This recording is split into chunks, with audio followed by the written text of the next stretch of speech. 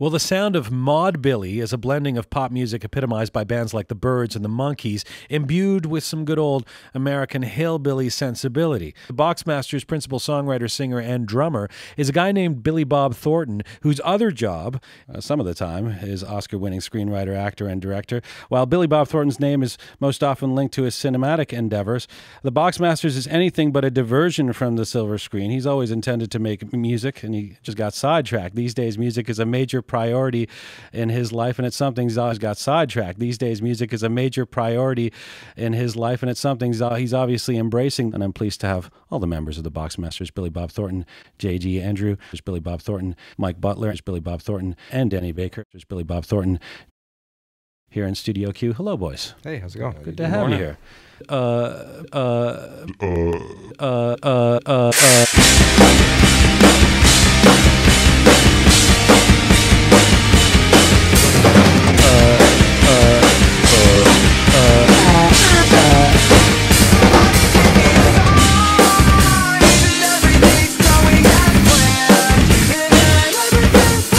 Billy Bob, you guys formed only in the last couple of years, right? I don't know what you're talking about. How so? I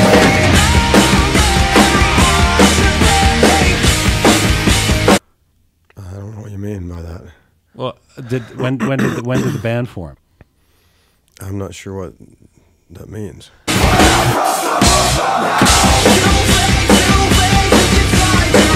Oh, well, when did you guys first start playing together?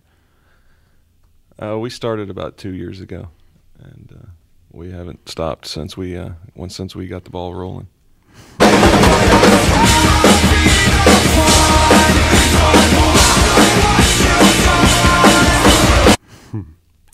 And you've made 3 records in that time. And Denny Baker. What do you learn from Willie Nelson, Billy Bob? I've never met him. Did you smoke pot today, this day? Sure. Yeah. You did, before you came here? Yeah. So you? Do what? I'm potting you right now. Yeah. You could arrest me. Is it true you rolled a joint on the roof of the White House under President Carter? No, I rolled it before I got up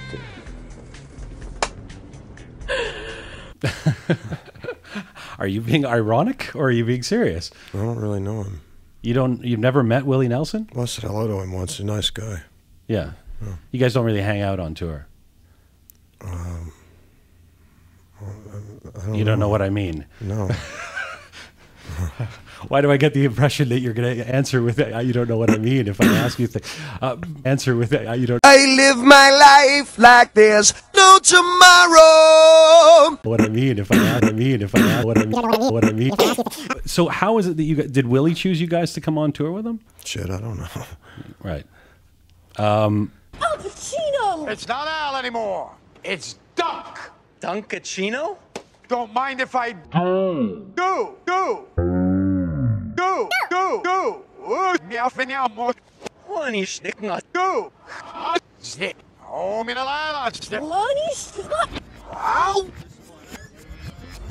Well, this new record, double record. Say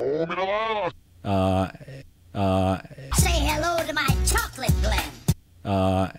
Half original songs, half covers. Del Reeves and stuff that we listened to anyway. And that was true for you, Billy Bob, growing up? It was a sort of a combo of Stones and Monkees and Buck Owens? I just liked baseball when I was a kid. And you almost became a professional baseball player, right? I don't know. Maybe. But you didn't love music when you were a kid?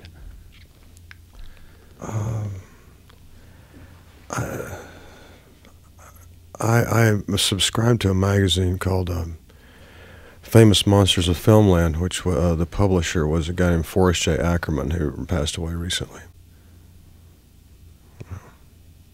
Do you remember what you were listening to musically when you were a kid?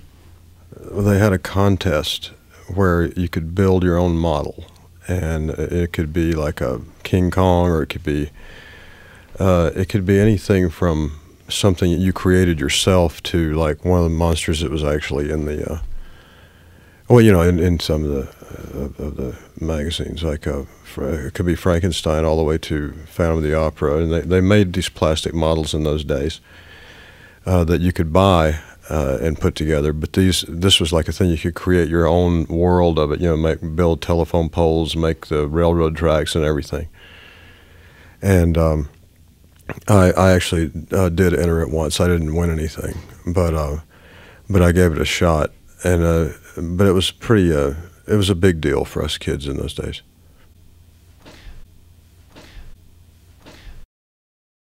And where's the music? Where's the music fit into that? Music?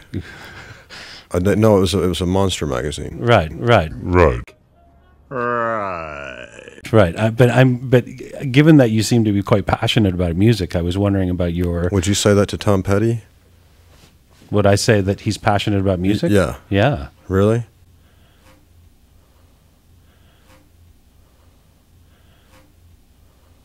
Would you explain why it's not a hobby? Would I explain why it's not a hobby? Are you reacting to the fact that I said? Yeah, I am. Since you're instructed not to talk about shit like that, yeah, I am reacting to that. Yeah. I wasn't instructed to. I'm not really instructed. You guys are here as a band. You're performing, but the producer was instructed.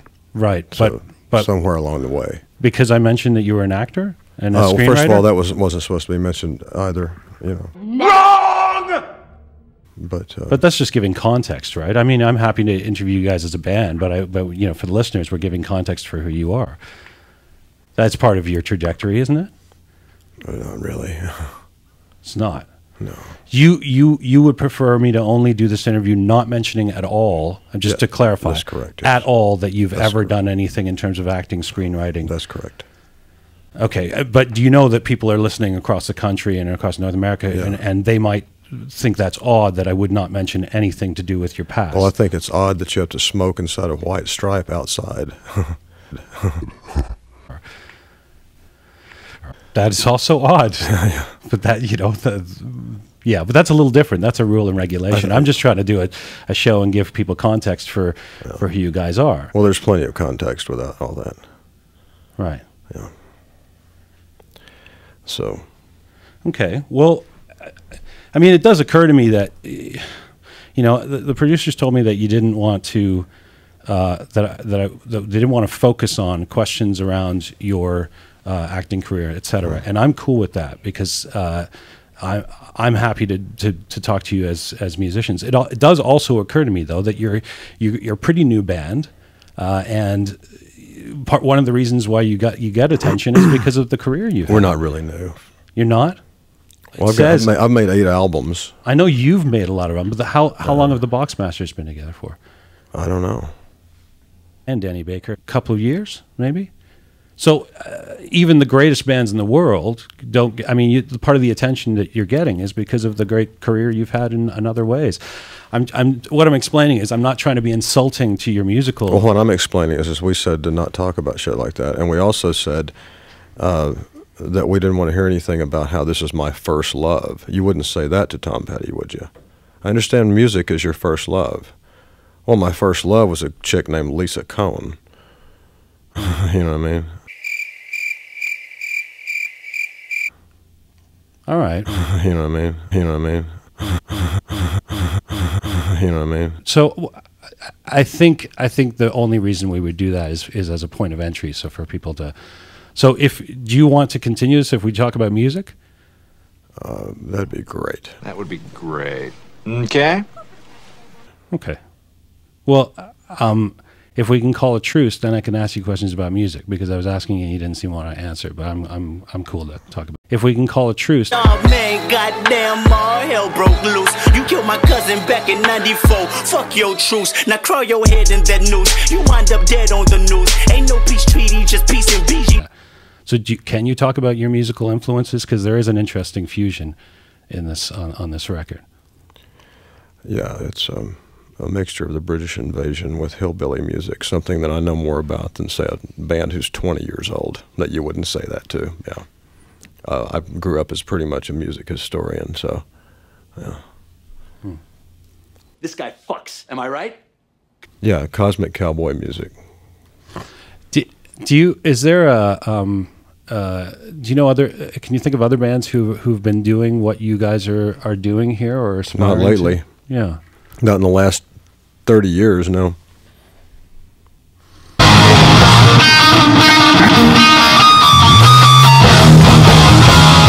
And how do you find?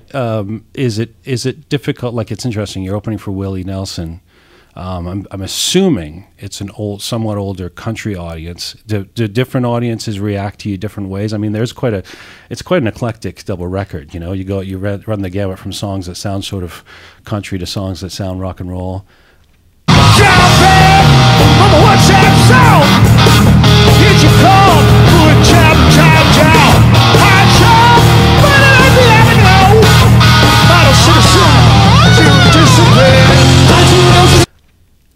Well, the good news is that Willie's audience is pretty eclectic.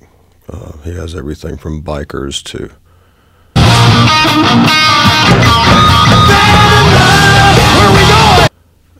old people to young people, and so somewhere in there you find an audience, or at least we do in Europe and the United States. Canadian audiences seem to be very reserved. Yeah. Yeah. We've heard that before. We tend to play places where people throw things at each other, and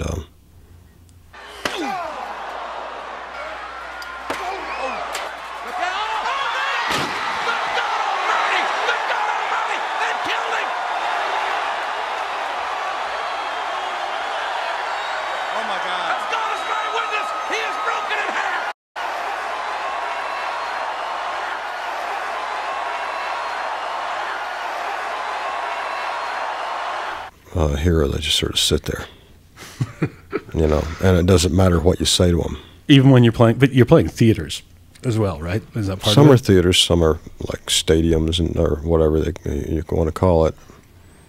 But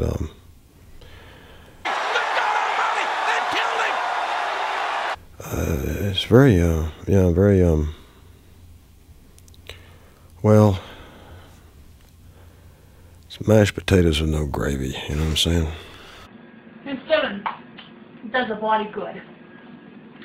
Oh, we got some gravy up here as well. Yeah, you do actually, on a lot of things.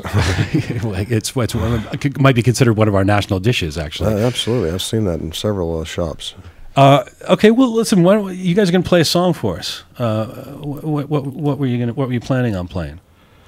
The guys are going to do an instrumental version of a song called "Turn It Over," which is on this record that we have now. Okay, you're not going to play? Well, I'm a drummer. And you don't have your drums here? No, we don't cart those around at 6 o'clock in the morning.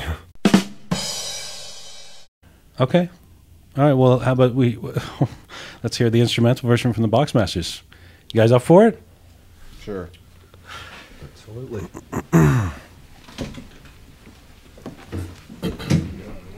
This is the Boxmasters. This is J.D. Andrew, Mike Butler, and Danny Baker. And Billy Bob doesn't have his drums, so he's not going to be performing on this version of the Boxmasters. Billy Bob, thanks for coming in. Absolutely. Have a good rest of your tour. We'll give it a shot. All right, man. The Boxmasters currently on tour with Willie Nelson, playing tonight and tomorrow night at Toronto's Massey Hall, Montreal this Friday, London on Saturday.